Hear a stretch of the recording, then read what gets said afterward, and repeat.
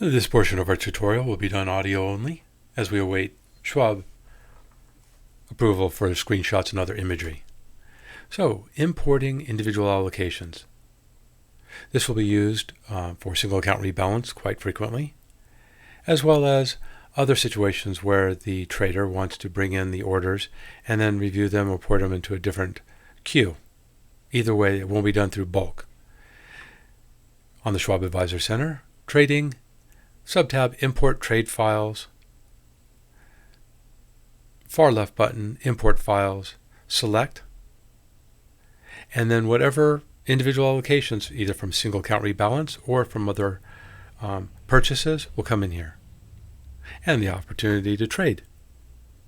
Handoff now is to Schwab using the validation process.